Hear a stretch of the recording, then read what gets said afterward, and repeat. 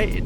I got it back in the shop now, and I'm already like really excited to get to work on it. I noticed that this side window, as you saw, was pretty whack. So I'm gonna check that track on there, see if I can fix it, replace the seats, fix this hinge. This door's kind of loose, and see if I can get those brakes in like an okay for driving. But I do want to fix up this paint, so I'm not gonna do too much yet on all this trim pieces because this is gonna take some heavy sanding. So I might just take those other pieces off. So we'll see. But I'm gonna get to it and see if I can get these things fixed.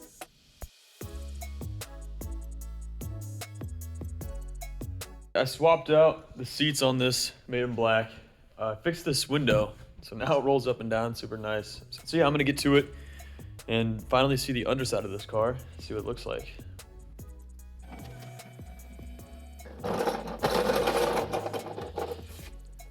It's surprisingly really nice. There's like no rust down here. I've already noticed a couple things. I just took a quick peek already. But, oh look, there's new bushings on the control arms. So the rear brakes are messed up. I think they just rusted.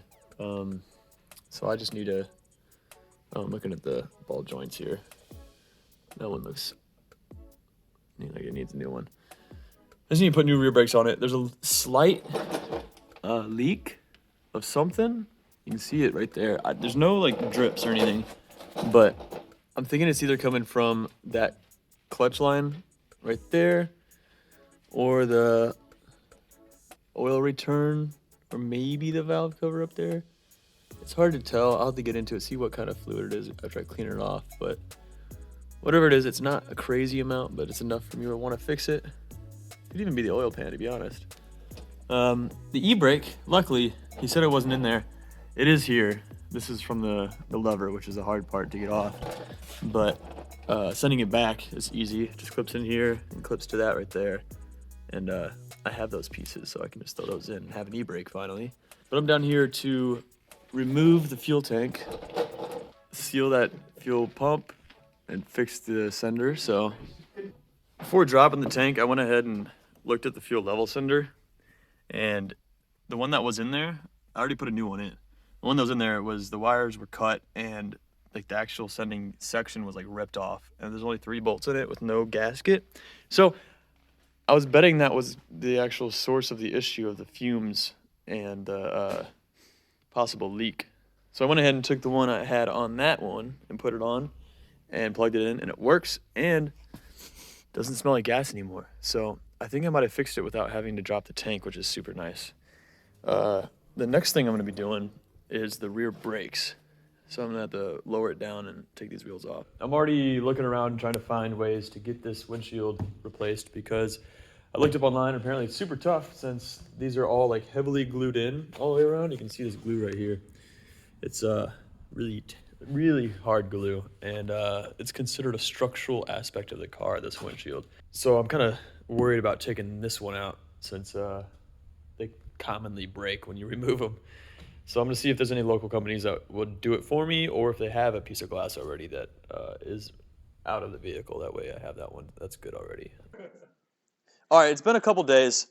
I've actually done a lot of research and done a lot on the car, and yeah, like always, I get way too excited about something and I do it without recording. So I'll just show you what I did. It's nothing crazy. I got a radio from Amazon right here. Let me go get the key. It was $30 and I'm really happy with it. If you're looking for a radio that's like cheap and does whatever you want, this has Bluetooth, aux, charger, USB, everything. It's pretty nice. For $30, it's really nice. It's from Driving Entertainment. Single DIN stereo, quick charge. There's the SKU. Anyways, it's cool. You can change the colors on it, everything. It's really nice. Super easy to wire up. They have separate connectors for the power section and then a separate connector for all the speakers, which I like.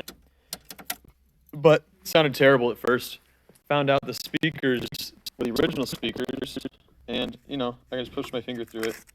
Super bad. So I actually had aftermarket speakers from this one. Threw in there. Sounds a lot better. I actually ordered the front lip for this from Woodsport. It's a aftermarket style. It's very similar to the OEM, just a little different. And when I get that in, I'm going to end up painting it. But I'm excited about getting that. When I get that in, I'm actually going to get that painted with the wing and the skirts. I went ahead and just like refreshed the brakes a little bit just for okay driving. I ended up swapping the caliper on this side because the other one would kind of stuck. So I had my leftover calipers from the other one. And the rotors definitely need to be replaced, but they are going to stop me for now, which is nice. I put these lights on the back with LED lights in them. So before I open that up, let's take a look. This is unsanded. Obviously, it's really ugly. I did wet sanding a whole bunch right here, which is better.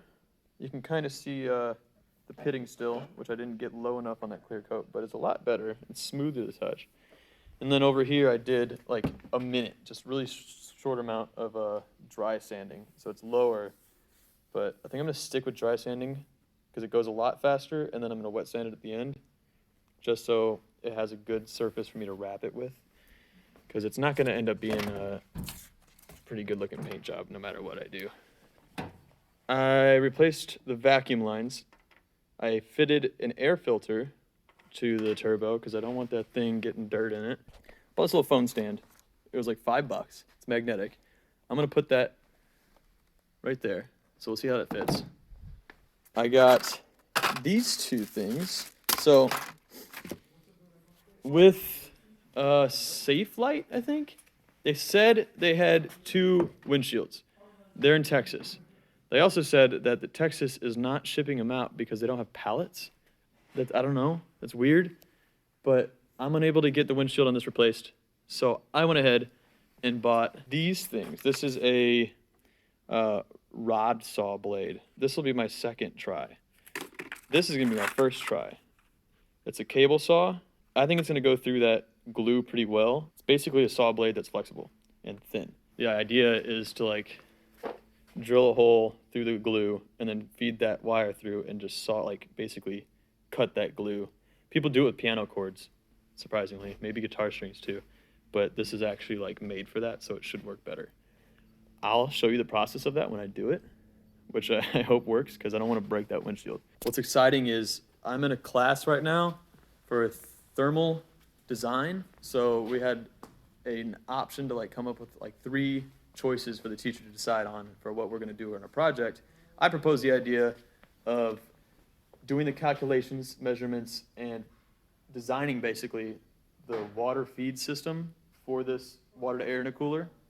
So we have to basically figure out the mass flow and velocity of the water through here and what size pump that is. And then also the size radiator we need to expel that heat. So I'm going to do a whole video on calculating that, which will be really interesting. And I'm going to do it also as cheap as possible while being reliable. So it'll be helpful for you if you have a water air intercooler. So we'll check out for that in the next episodes coming up. I think it's due in a month, so it should come out pretty soon.